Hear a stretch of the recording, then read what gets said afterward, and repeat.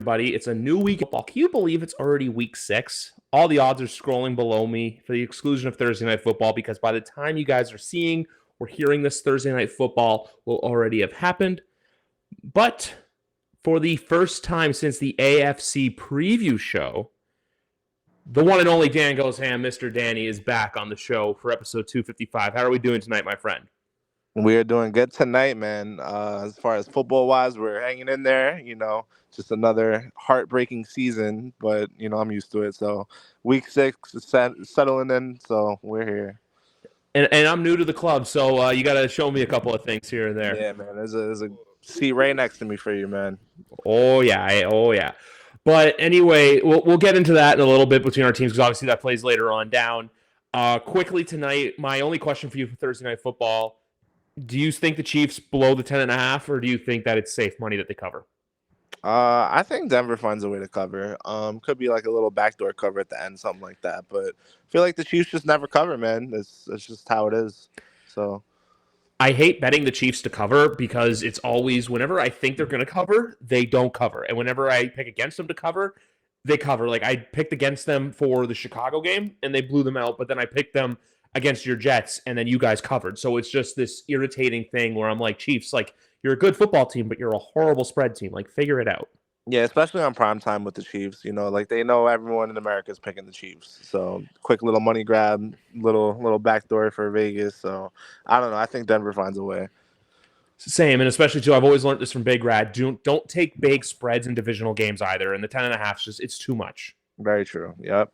Yeah.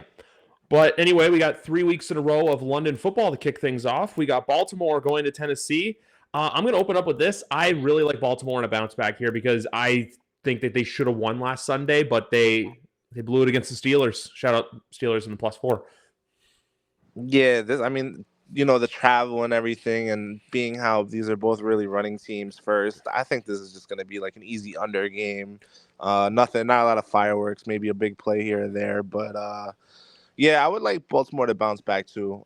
They really should have won that game handily, but all those drops, I don't know if you've seen them all. Yeah. Were pretty costly, and then the Steelers just found a way. But yeah, they should bounce back here. Tennessee's not that great. It's like an old friend of mine once said on the news. We were out there catching everything. We were catching babies on like Aguilar tonight. Because I know he was the big drop. So whenever I saw that right away, I was just like, yep, that's it. But ultimately, I love that you say under because there's a running thing I've seen with gambling community called you call it the London under. Oh, wow. Never heard of it. Yeah, it's hit the last couple weeks, and I feel like this is going to be 20-16, something like that, somewhere in that realm where it's a lot of field goals because you have Nick Folk and Justin Tucker, where I feel like the offenses may not be there, so the kicking game's going to have to save a few things. So I like a little 930 under. Why not? Yeah, and then you saw Hopkins come alive last week. He finally had his first big game for them. So, that'd be nice to see them continue to get the ball to him. But other than that, Tennessee, who do they really have? Henry's not looking like Derrick Henry so far this year.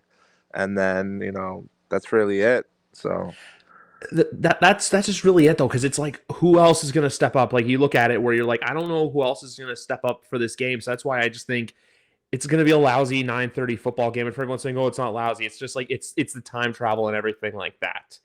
But moving on, next game, the team that's been in London the last 2 weeks, Jacksonville versus Indianapolis, excuse me.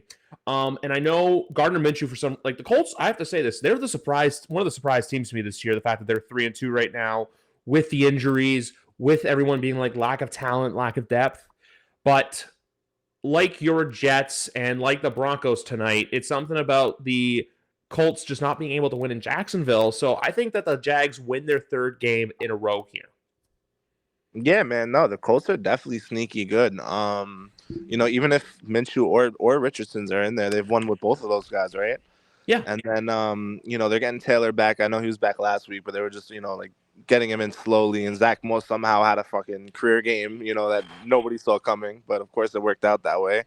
But yeah, no, the more Jonathan Taylor gets involved, their defense is good. Your boy Pittman's always there. He's always having solid games. Josh Downs, their rookie, he's having a nice little season. So they're not a bad team, man. They could potentially sneak into the wild card, maybe the division, but I'm still not sold on Jacksonville. I think they won in against Buffalo because one, they have a good history against that team, and two, like I told you, they were in London the whole week. You Yep. know, for Buffalo to just come in there to London and then just try to get a win, they were going to be a step slow, and I told you that, and that's exactly what it was. So, I could see this being a close upset. I was on that London. I was on the. Oh, I was gonna say London. I was on the Jags the second the 5.5 got announced. I was just like, that's too high of a number. I don't like it. Buffalo, for some reason, whenever they're a bigger favorite, those are the games they tend to lose just because it's like everyone thinks Buffalo's going to go in there and take care of business, but then they don't. They're still a great football team, don't get me wrong, but in those situations, and then now, like I was telling you today, and there was tweets coming out where Micah Hyde basically said, "Yeah, we'd be good if we never go back over there again." Okay, I understand you guys got hurt and they suffered some very bad injuries, but at the same time, too, you got to learn from it, and also too to say we don't ever want to go back there. I saw online there was a lot of Bills fans in London this week, so it's a bad look for them. But we'll get to their game later because honestly, they're gonna bounce back. But with this game, I just like it's the Jacksonville home thing, like the whole Indy. But at the same time, too, if Jacksonville loses this game, everyone's going to be going like, hey, maybe you should move to London after all. So we'll have to wait and see what happens there. They did look good last week, though, Yeah. against an elite defense. Again, I don't know if it's from the travel or not, but, ETN had a great day. Ridley had a great day. So they have weapons there if they put it together. I don't know. I just want to see more from them. Sam, I need to see them get a signature win division because remember their last divisional game at home was when Houston came in and put 38 up on them. Yeah. Which we'll talk about them in a second. But the next game, we got Miami versus Carolina, and obviously, look, we know Miami's going to win this. I think it's been discussed at nauseum where a lot of people are realizing Miami's that team that they're going to roll over the teams they should beat, but they're probably going to struggle with the good competition. So my thing with Miami this week, beat the hell out of the Carolina Panthers because next week you're going to Philly on Sunday Night Football, and that's going to be a true measuring stick game for you guys. Obviously, look, they went to Buffalo 48-20. But if you can roll over the Panthers and not like give them any breathing room, like opposite of what happened with the Giants, because remember the Giants had some life in that game. So if Miami can handle this mediocre Panthers team with ease, it's gonna say a lot about them, especially giving them that big confidence boost heading into such a marquee matchup with the Eagles next week.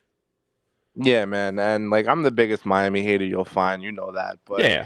it's just that system is just so good. It's so well executed. Everyone knows what they're doing. They're not messing it up, and it just looks so awesome. But I mean, the only thing I could really hang my hat on is what you said. Like beating an elite team. You're beating up on the guys you're supposed to. This is another week of doing that. You're not gonna be put over much more for going out and blowing out the Panthers, who are literally the worst team in the NFL right now. So yeah, another easy win for them. Maybe on some sneaky betting value here. Maybe you get a little Chase Claypool touchdown for the first time. I kind of like that. Like apparently he's a vending machine. I don't know what to take of that. For a game total, I like the over 48.5 here though, because look, Carolina can score and put up some points, but I still see this being like a 31-20 kind of football game. Like nothing. Yeah, I would go like Miami team total, if anything, But Yeah. Thielen for to speak something nicely about Carolina. Thielen's having a really, really nice year for them. Nobody saw that coming. I think everyone thought he was washed, but he's really carrying the load over there for sure. He is. It's just there's so much like I think the owner's getting too involved to where it's kind of like let the football people do the football thing and you do the ownership thing. So that's more off field, but they have some stuff going. But I still feel like it's going to take a few years for Carolina before they really are anything. Because if we look at the South as a whole, like the South's, they got some stuff. It's just like you gotta give it some time. But like I said, this is a game that if Miami doesn't win easily and Tua is throwing some wonky interceptions, I'll give credit to the Carolina defense that I think is good, but at the same time, too, this is a game you should easily win, like we saw Detroit do against Carolina last week. Yeah, man. Yeah, I mean, like I said, Miami's not going to get much credit from me for going out and blowing this team out. But as far as Carolina goes, I mean, it's looking like I know it's early, but CJ Stroud looks so much more better than what Bryce has looked so far. So I know that's a tough pill to swallow, especially trading up into number one. So hopefully for their sake, Bryce starts to show something, but so far not so good. The last thing I saw was that apparently Reich wanted Stroud, but Tepper was sold on Young, so that's just it. Next up here, we have the NFC North Showdown, and like Big Rat does, his Fab 4 or 5, I'm doing a Fab 4 or 5. This is the first of mine. I love the Vikings at a -3 here to bounce back. Look, I know Chicago got a big win last week, and they've looked good. I think this is a real come back to earth game, just because I feel like everyone's going to be tempted to take them. There's the whole Justin Jefferson's hurt. Kirk Cousins isn't like the Vikings are 1-4, but the Bears are 1-4. But the Bears beat the Commanders last week, and they had that game against the Broncos. I just think this is a spot where the Vikings get that win, and it's kind of that not confidence boost in the right direction, but just a sense of, hey, maybe this Vikings team isn't as bad as we thought, especially considering who they're missing. So I'm not saying I like them to blow them out. I just really like the Vikings on the -3 here. So I'm actually going the opposite way. I'm taking Chicago at home to win this. I think they figured something out last week. I know the Commanders' defense has probably been the worst in the league so far. They're giving up like 30 every game almost if you go and look at them. But Yeah. I just think they figured something out. The way they used DJ Moore finally, the defense looked a lot better than they have. And then, like you said, Justin Jefferson's out. That's their main guy right there. I know Addison's had a nice season, but other than that, like, who's really scaring you on that offense? It's going to be an ugly game, I'm sure. But I have Chicago pulling this one out. I can see that, especially too because you had the DJ Moore 45-point game. Roshan Johnson's a guy who could potentially pop off. Khalil Herbert's been very good for them this year. I just think that everyone thinks that like Chicago's going to do that. So like I feel like this is going to be a very close game. I'm not saying this is going to be like by any means a blowout, but give me like a 24-21 kind of football game where it's like back and forth. But then like at the end of the day, when it comes down to the two quarterbacks, I do trust Kirk to drive down the field more than Fields. Not a knock on Fields, just a general like, hey, this is what's going on, or hey, Also, how I feel. you look at both teams' morales. Like the Vikings, they know they're out of it. They're if they lose this game, they have a better draft position than Chicago does. So I mean, I don't know if that team's just gonna quit and just be like, fuck this, let's just blow it up or whatever. Which is the way they should go. This is the time to do something like that for a team like Minnesota. But we'll see. I think Chicago gets it though, for real. We'll have to wait and see. But this next game, Cleveland and San Fran. I think it was just reported before we started recording, actually, that Deshaun Watson looking like he's not going to play again. And I'm sorry, but after what I saw San Francisco do to Dallas last week, the spread was 4.5. It's 6.5. I think it's like 8 by now. I don't know if it's going to be that high, but just like if you're a Cleveland Browns fan, just hold your nose and get through these 3 hours on Sunday.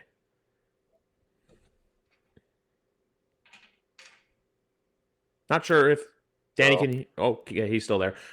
Did you hear anything that I just said? Yeah, no, I was talking. My bad. Yeah, Okay, if you got that 4.5 line, like, good for you, man. That's gonna be a nice click for you early.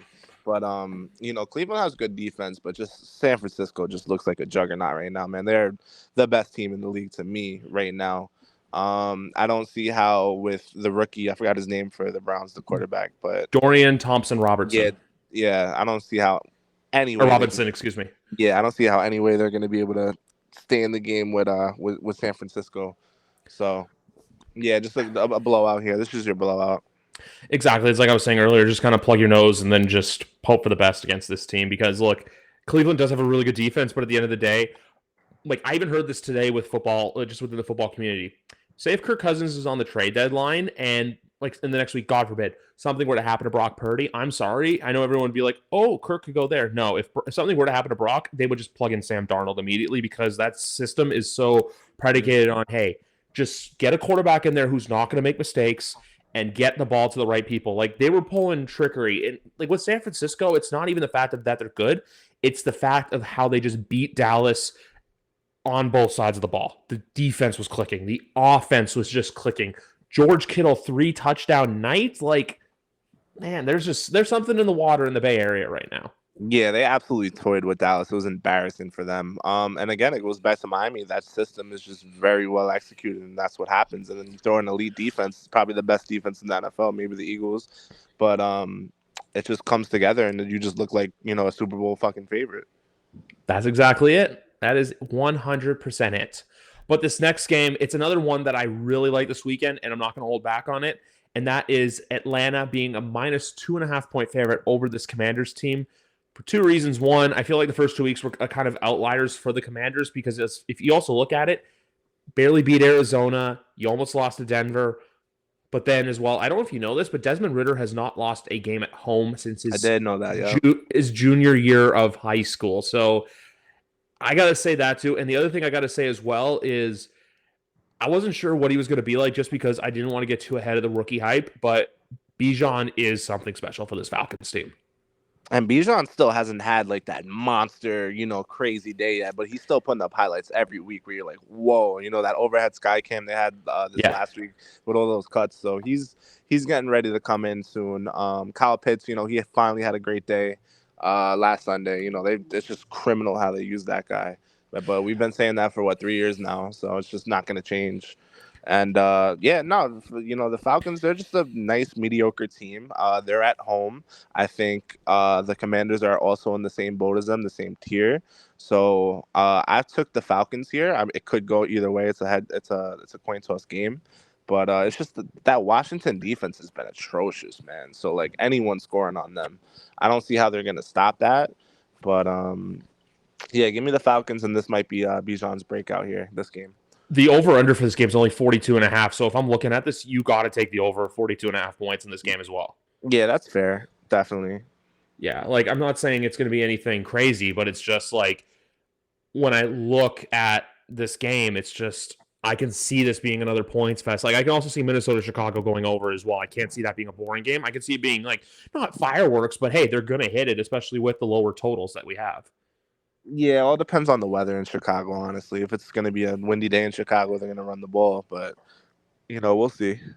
And as we always do customarily here on this podcast, we look things up on the fly before we get into the Houston-New Orleans game.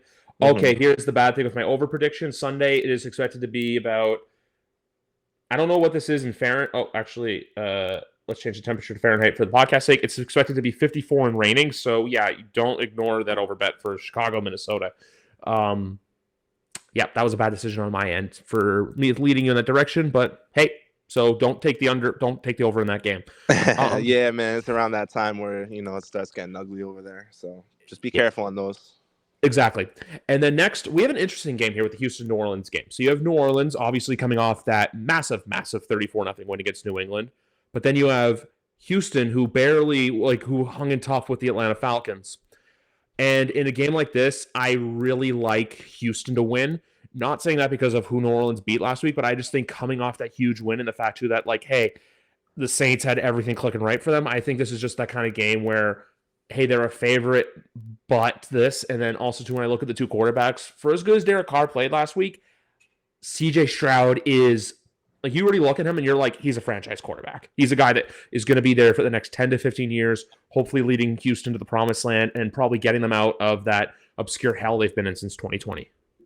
Yeah, man. No, I really like Houston. They're a really young, fun team. They finally got it right with a quarterback. Also Nico Collins is balling, Tank Dell is balling. So they have some dudes over there, man. Their defense Dalton is playing Schultz. better. Yeah, they have Dalton Schultz, great signing there, but they have some dudes over there. They're a few years away, I would say. And I think a team that's not really getting credit, that's been playing well, has been the Saints. Before they beat you guys, Derek Carr was hurt that game before that. So I don't know how you could really expect them to do much.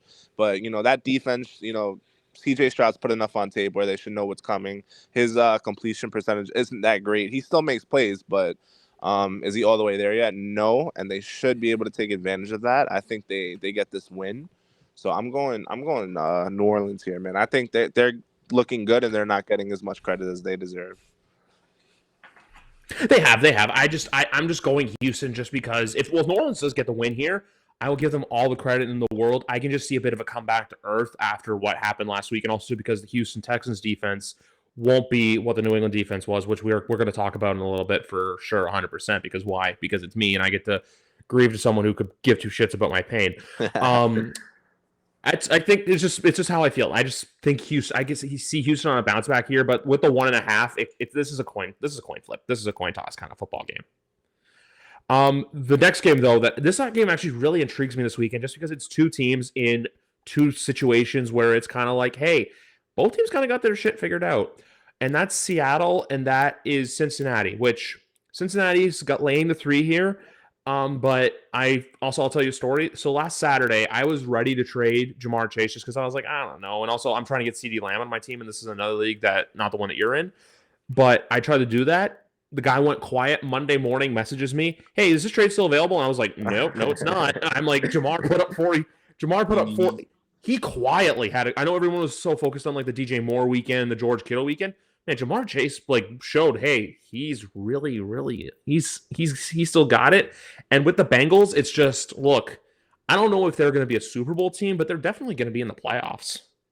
Yeah, man, that's one of those yesterday's prices, not today's price on Jamar. I have him till Oh MLB a yes, game, so yeah, it was a nice day for him. But also, I kind of saw it coming. Maybe not that, but I knew he'd have a big day because these wide receivers have been calling out their quarterbacks in public. AJ Brown did it. He had a great next game, and yeah, a game after that. Now Jamar Chase did that to Burrow in the media. Had a career day.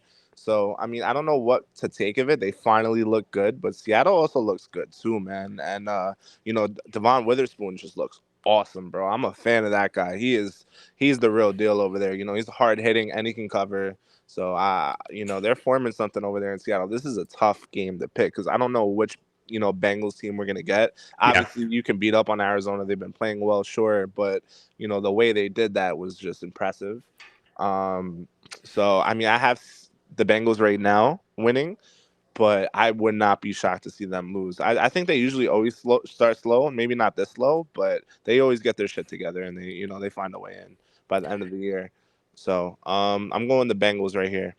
I'm gonna go with the Bengals too. It's just I don't know if I want to lay the 3 with them. That's just the only thing with me. I don't know if that 3 points is there. I feel like it will be, but I just it's just Looks Cincinnati. like a I feel like classic push game. yes, this game screams field goal. This screams a field goal kind of game because for as bad, not bad, but for as not Joe Burrow as Joe Burrow has been playing, especially since he got that big payday, both defenses have been playing pretty well. I know Cincinnati, they had a first bad few weeks, but then look, they played well against the Rams, they played well against the Cardinals, and now they're playing the Seahawks, which, hey, you're playing well against the NFC West. I think that theme repeats itself. And on the Devon Witherspoon front, I will say this. Obviously, look, I was a big proponent for Gonzalez winning Rookie of the Year. Obviously, he's probably done with the year with that labrum injury. But I think now that he's done, Devon Witherspoon is the favorite for Defensive Rookie of the Year. Yeah, and especially that he did all that on prime time where everyone's because I didn't really have any idea about Devon Witherspoon, but then I got to watch him and I was like, damn, this guy's really, really good. Just LOB vibes, 100%. Fits right into that team. And then they also have Woolen on the other side, so that's the thing too with them. They've kind of quietly assembled their defense back to normal. Their offensive line play is still a little shaky, but I was even hearing this today too. Is Florio talking about this, but how people in Seattle right now must be counting their lucky stars that they traded Russell Wilson and then they got what they got, considering what Russ is doing, and the fact that look, Geno Smith's not being like what Geno Smith was last year, but Geno Smith's a quarterback that you can dependently rely upon to win you a football game. And I think that's what Seahawks fans want. Absolutely. And another thing is the Jamal Adams trade really didn't damage their franchise too bad. Like they were able to withstand that storm and they still look like a really good team. Yeah, that's exactly it. And another thing I'll say too is I'm really glad the NFL did not fine Jamal Adams for that, because if it was like, oh, they might fine him for yelling at the guy. Like, I'm sorry, you're basically fining a guy because he has a concussion. He doesn't know where he is in the moment, and he's just screaming because you're being told, hey, you're not going back in the game when you're completely discombobulated. He has no idea what's going on. So the fact that the NFL even considered doing that, I think is just I didn't like the look of it at all, especially if they fined him for what they were doing there.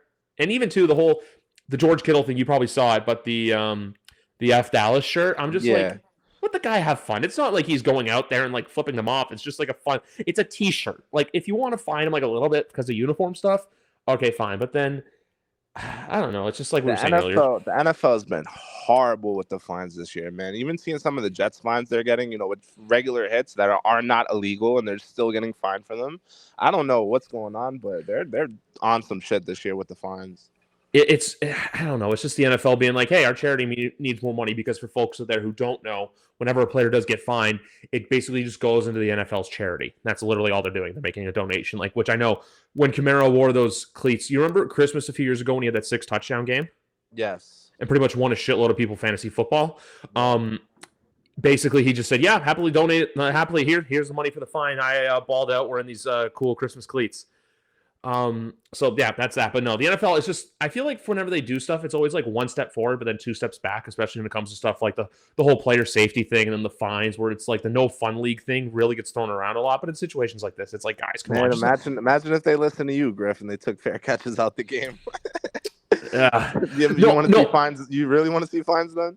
I know, but I say that because the more and more I've covered the CFL, every time you catch the ball, you got to run. And there's a player on the Argonauts named Javon Leake who has four punt return touchdowns this year.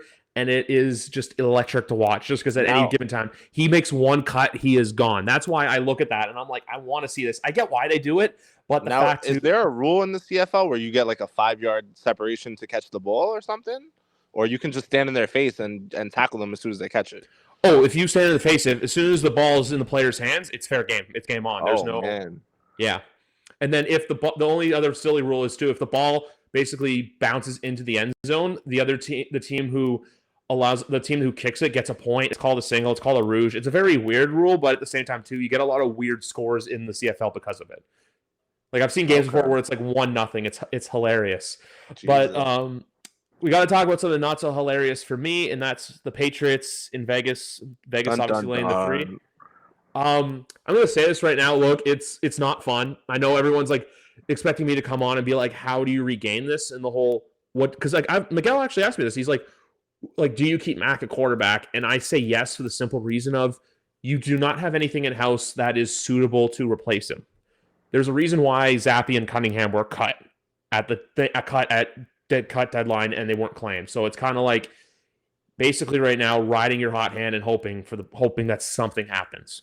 Like I know the last 2 weeks were brutal because like I know we haven't spoken since, but like the first 2 games I was like, you know what?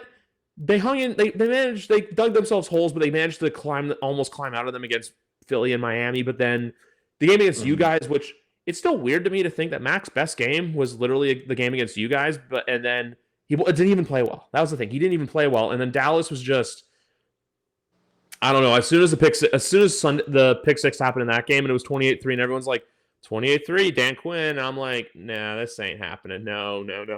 Excuse me. This isn't happening. And then last week, as soon as the first pick six happened right on the third play, I was just like, yeah, this is a bad game. This is bad. But no, just it's not. I don't even want to say it's more disappointing. It's like when your parents say to you, like, I'm not mad, I'm disappointed in your actions. It's more of that. It's more just general disappointment.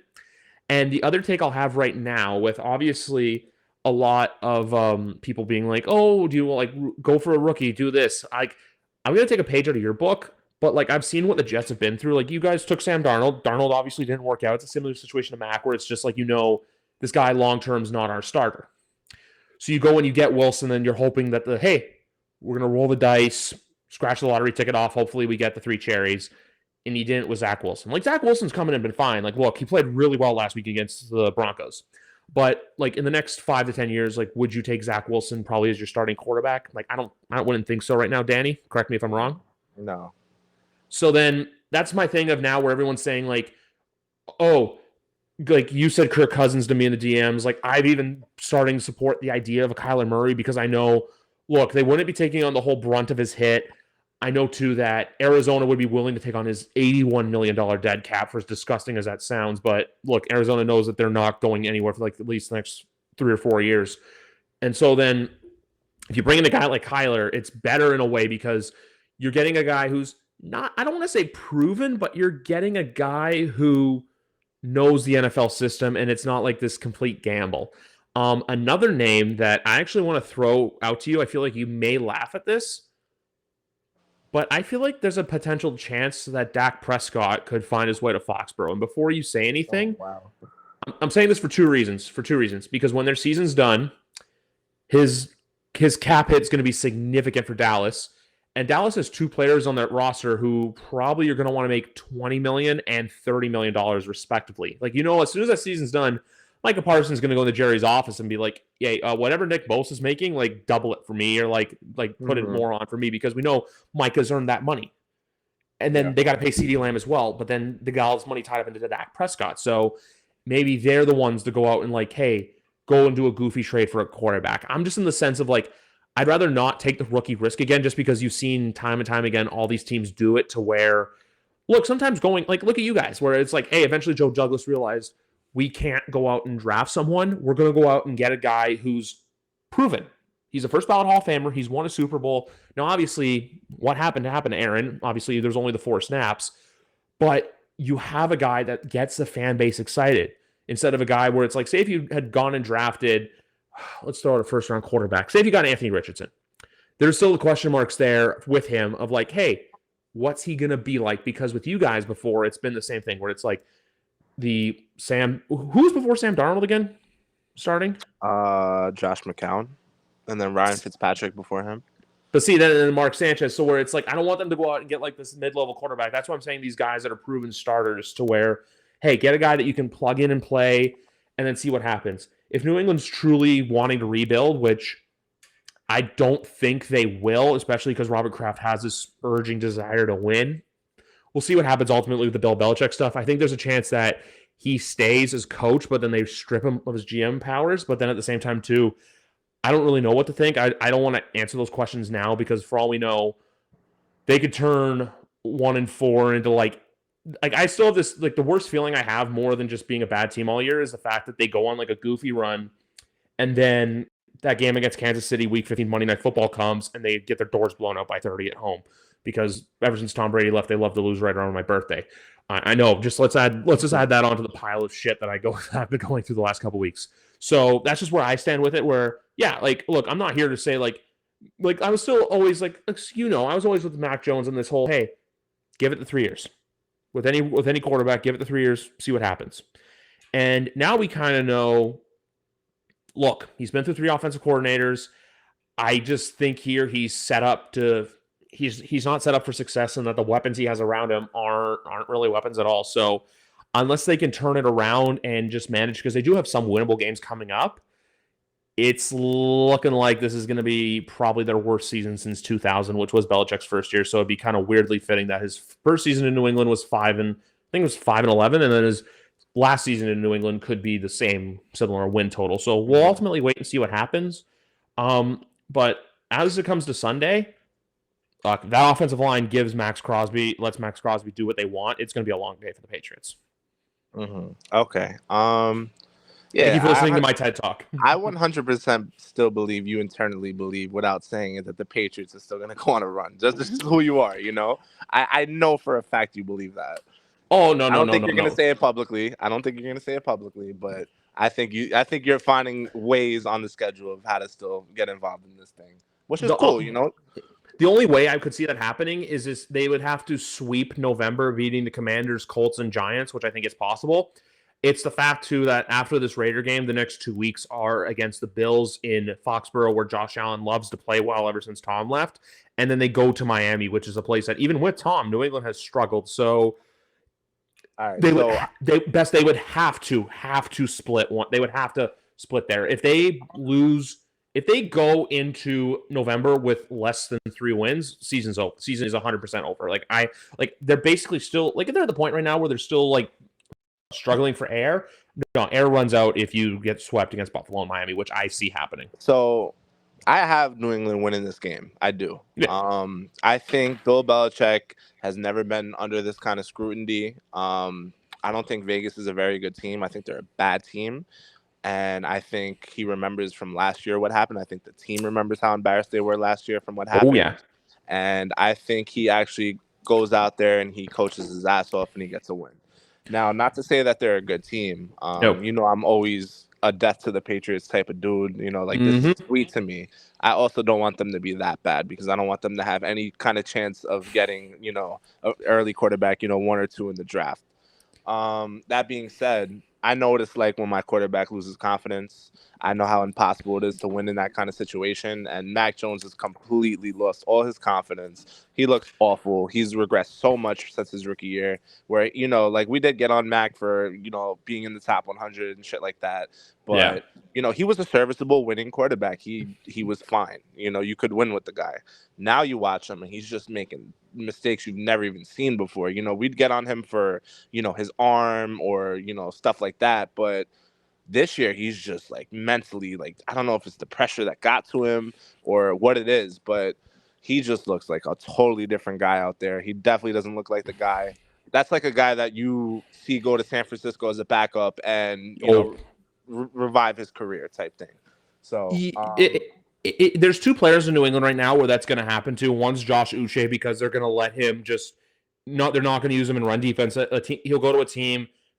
They'll use him in pass defense, and then he'll just get after the quarterback because that's what Josh Uche does. Mac is the kind of player, I still think he's going to be in New England next year, but there's going to be a legit competition like what we saw in 2021 where you did not know, was it going to be him or was it going to be Cam? I can guarantee you that happens.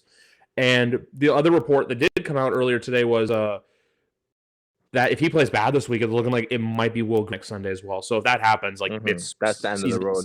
Well, I mean, same thing happened with Zach last year, and he's somehow in here this year winning games for us. So, you never really know with that stuff. But as far as like bringing in an expensive veteran quarterback next year for you guys, like, I think the reason why we did that this year is our roster is actually, good. We have stuff. We have a lot of talent on our roster. The Patriots, on the other hand, like, I couldn't tell you a guy on your offense that could start really for majority of teams in the NFL.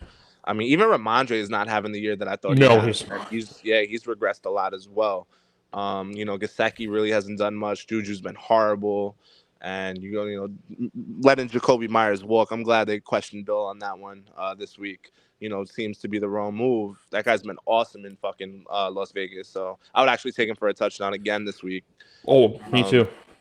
But and then on the defense, you guys lost your two best players in the same game, Gonzalez and Judon. So it's just like a storm's finally coming down on New England. It's a tough one to bury out, but I just hope you find a way to win 5-6 games this year, so you're not sniffing, Caleb or Drake. I don't know. I'm not really sold on Drake May, but Drake May or something like that.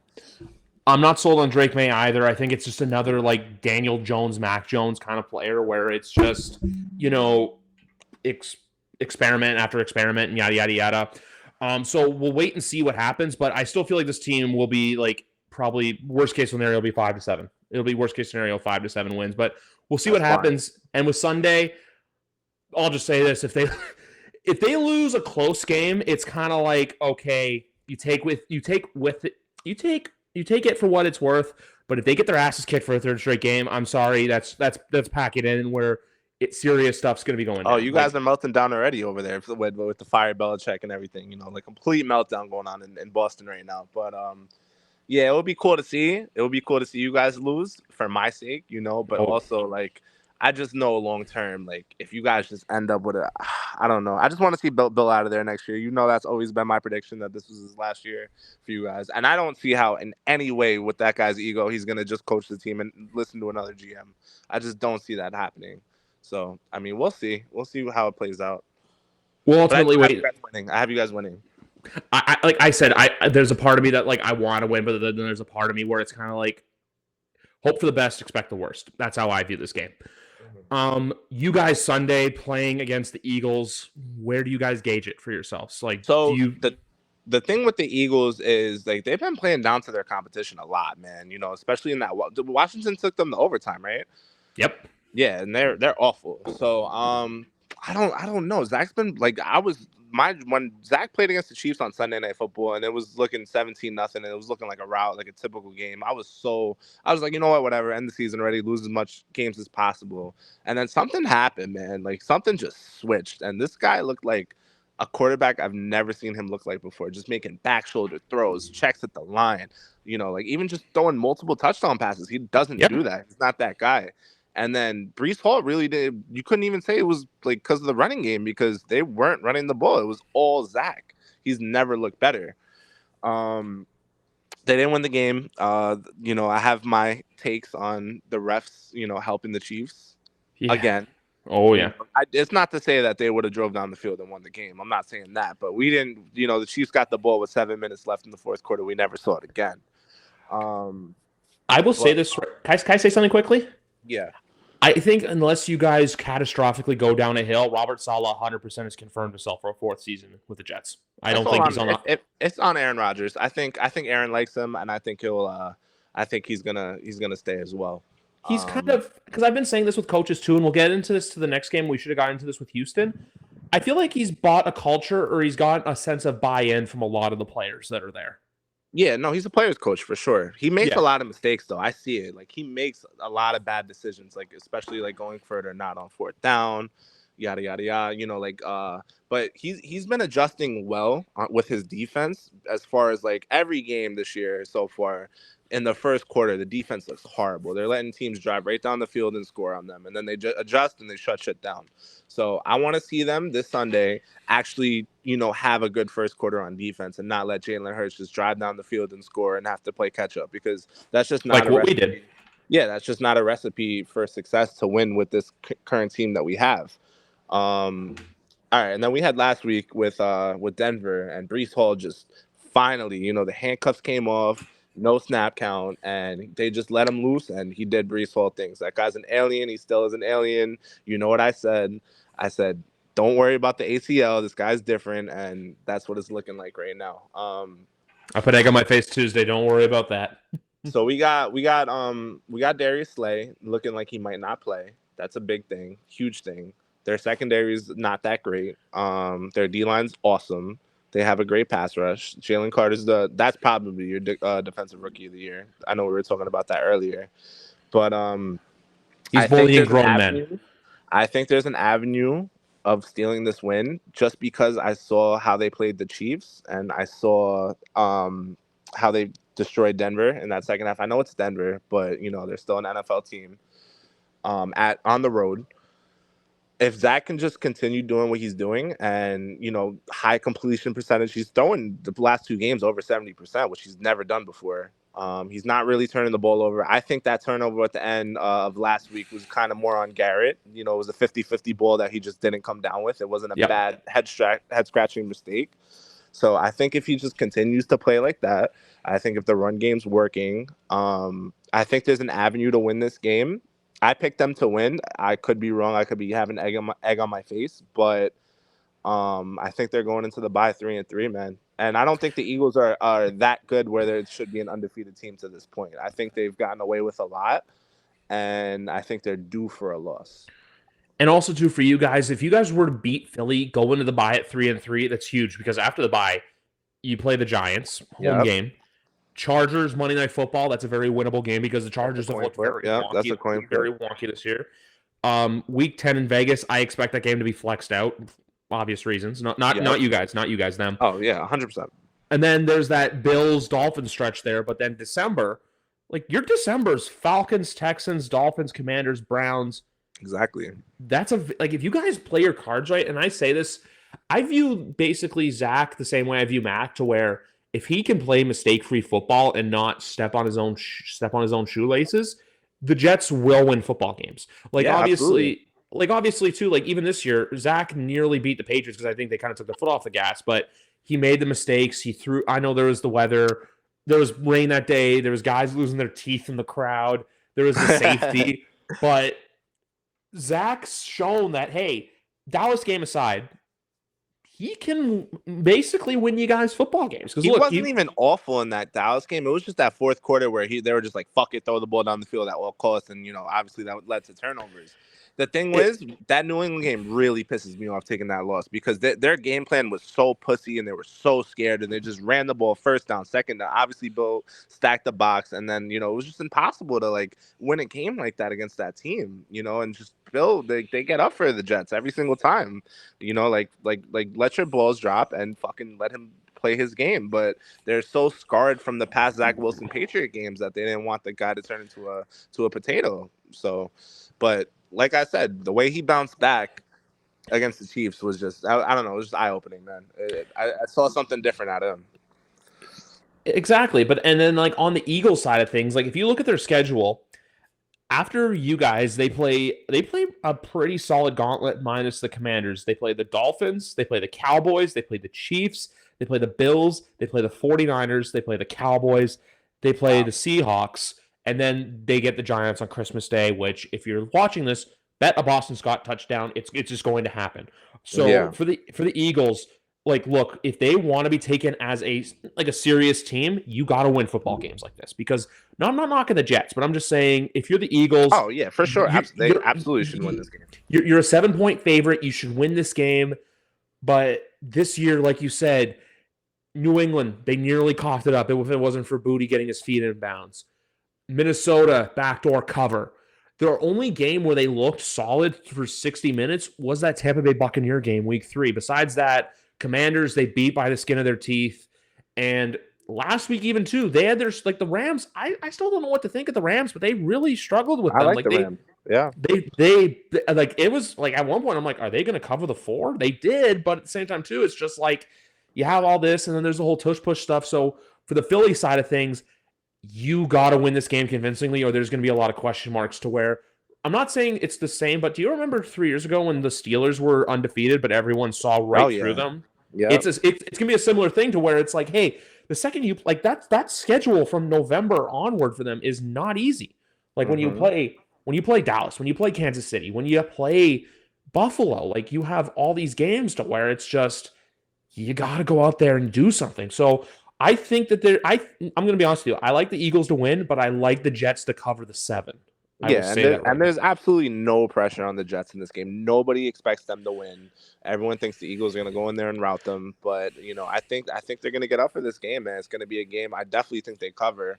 And barring a Zach Wilson brain meltdown, but the Eagles. You can hang with the Eagles, man. They're not all they're made out to be. No, they are not. This next game got flexed though, 1 o'clock to 4:25. It could be a uniform bet, but I'm not going that way because all offseason I question this team a lot. And you know what? They're legit. Detroit -3. Give it to me. I like Tampa, but Detroit is for real good. Like the fact tubes, like you know how I was saying earlier with the whole, hey, how Detroit beat Carolina, Miami should beat Carolina? Yeah. Minus the one game. I know everyone likes to say that the first win, like, oh, if Kelsey was playing, but if that's what ifs. Seattle, look, they kind of slowed down, whatever. But then Atlanta, they beat handedly. They went into Lambeau in primetime and beat the Packers, a place where it's been a house of horrors for them for years. And then last week, just to take care of everything. That's a team that has 100% bought into what their coach is doing. Dan Campbell has got those guys playing. I still don't. I like Tampa. I like Baker Mayfield. I think Baker Mayfield's best when no one's counting on him. I just think that Detroit's a superior team here, but this is a game. This is a game where that over's just sitting there looking at you juicy. That's what I'm going to say. Tampa's a cute team. They're the cute NFL team. They're in that little category. They're likable. Like good for Baker Mayfield. He's playing better than Deshaun Watson. I know see that being brought up a ton with the Browns going through what they're going through right now. But Detroit, man, they're legit. They're legit. I know you didn't buy into them, but I said it even after that week 1, the win against the Chiefs. I'm like, yeah, time to start buying Detroit, and they haven't looked back. I know they lost to Seattle, but they weren't going to be an undefeated team. No, I think they are. Do you know if St. Brown is supposed to play or not? He is questionable at the moment. Okay. Look, obviously we know the whole Jahmyr Gibbs, David Montgomery stuff to where if you drafted Jahmyr Gibbs in the 3rd round, you are to be a change the pace back. Fuck, dude. And then like this year, like David Montgomery, like we're finally seeing what he's capable of to where it's, hey, yeah, he's the workhorse. Where for them to, someone pointed this out in that same tweet that went viral yesterday.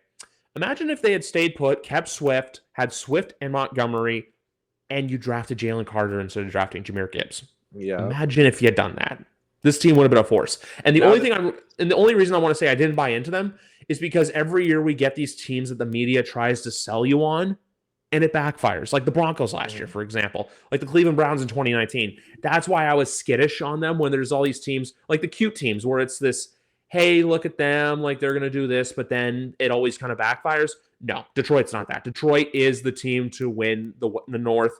I think this year, though, for them, I'm not saying Super Bowl. I'm saying win a playoff game, give your fans something to cheer about, and then next year's the year where you fully load up and you be like, these Lions roar and roar I loud. just don't think as long as Goff is the quarterback there, they'll get past the San Franciscos and the No. Philadelphias of the division, or I mean of the conference. But yeah, they're an awesome team. I'm very happy for them. I have no hate towards Detroit. As far as Same. this game goes, if you're not playing St. Brown, I think Laporte also just got ruled out, who's been stellar and Yeah. awesome tight end. If you're losing those two, I don't know if Gibbs is still hurt or not, but obviously that's David Montgomery's backfield. It could be there is a path for Tampa to win at home here. I mean, Mike Evans has been balling. Godwin's been okay. He's been good, but I'm still going Detroit as of this second to win the game.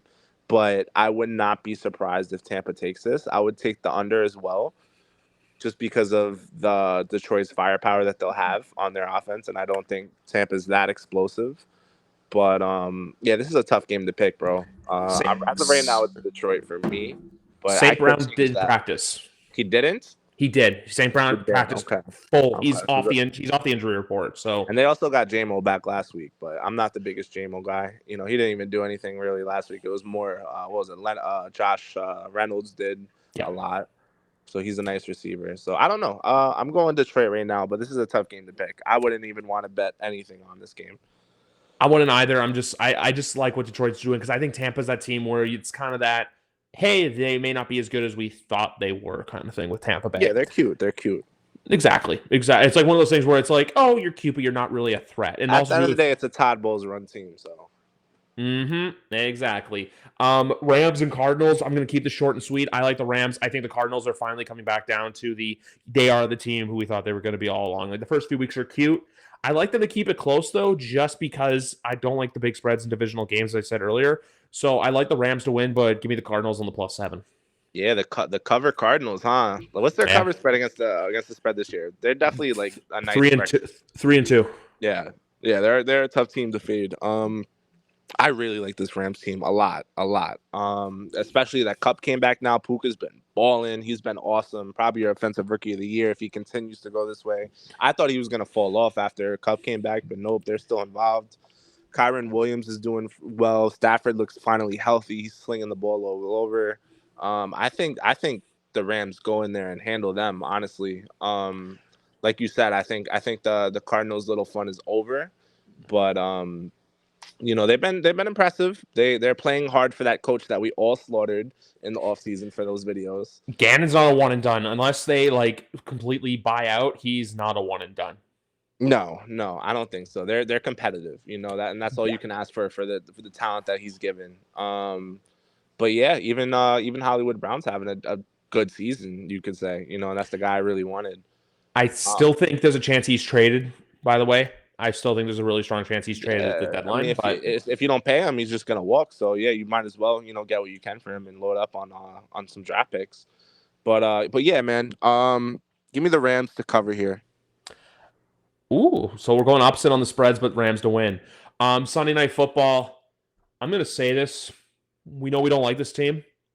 This is 1,000% a get right game for the Buffalo Bills. I know we were talking about them earlier. I know that I tweeted out today about the whole that their fans and the team finds a way to like make excuses for when they lose, like how there was the coin flip against Kansas City, how there was like the Cincinnati game last year, how there was this year when they lost to you guys, and then how they lost last week, how it was because they were in London, the turf was bad. I know they lost some key pieces. I'm sorry.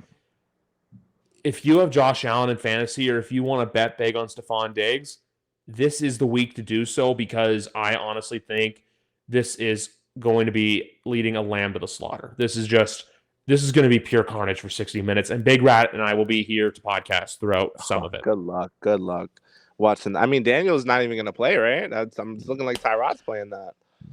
Yep. I want, like, when this game came out, I always said, before we knew how bad the Giants were, I said, watch them win just because, Dayball knows Allen. He knows how to get around him. Their defense isn't what it was last year. Their offensive line is fucking putrid. Their like offensive weapons, like they're non-existent. Like Darren Waller's been completely out of action the entire season. So with this Giants team, it's just what do you got going for it? Like you have Giants fans already saying like basically well going after Caleb Williams, and I'm sorry, Daniel Jones is Mac Jones when he makes $40 million a year. You can come at me for that statement, Giants fans. The guy, like, and also too, if you want to make the excuses, oh, he doesn't have an offensive line. Guess what? Mac doesn't either, and the same mistakes are happening. Mm-hmm. Like even too, how the pick six with Witherspoon. Oh, don't throw it to Paris Campbell. No, maybe just look and survey the field or give yourself time. I know it's tough, but Darren Waller like, was open, by the way. Darren Waller was completely open in the back of the end zone. So if you're the New York Giants, like it's the same thing as if you're a Cleveland Browns fan. If you're a Giants fan, fucking plug your nose because you know that because we always know that Josh Allen off of a loss. Like look at week 1, loses to you guys in overtime. Week 2, we thought that they were going to struggle. Like I can see that too, where the Giants for some reason get an early touchdown, or it's like, hey, it's a close game, but then one play happens and it's like a 75-yard touchdown to Diggs, and it's just okay. Yeah, no, the Bills are going to slaughter them. Yeah, this is going to be a rout, bro. It's going to be ugly. I mean, the Giants really haven't even scored halftime points yet, haven't they, or something like that, or a halftime touchdown? They got one. They have one all season. Yeah, they're just an awful team, man. They should be 0-5. And if you said that in the offseason, you were considered a hater. But realistically, people saw last season as like a flash in the bottle, take advantage of the schedule type year. And I know they've been down Saquon. I know they've been down Andrew Thomas, but they don't have enough talent, man. They don't. That O-line's still been bad. Their receivers have still been bad. And Daniel Jones, we're just not buyers of him, and we never will be.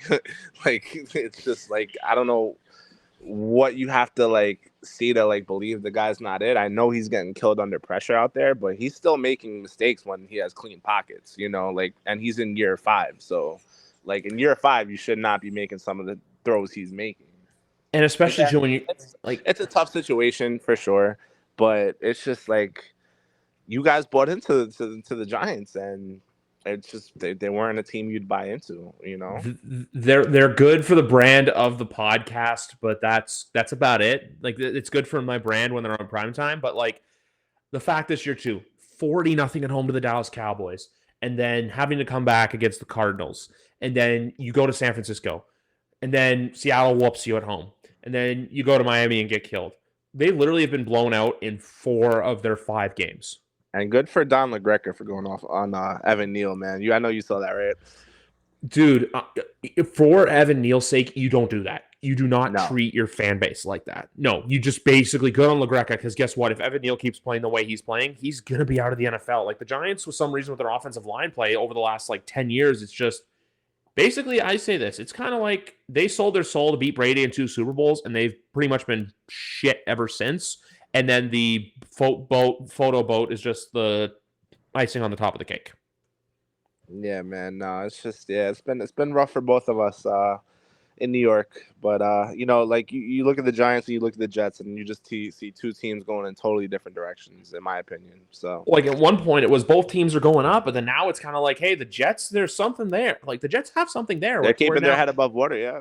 The Jets are they are their own worst enemy. I will say that. Like I feel like if they do screw up, it's on them. But with the Giants, though, it's kind of like, what do you have going for you? Like, I know we like to come on here and make fun of Daniel Jones a lot and rip him for his mistakes.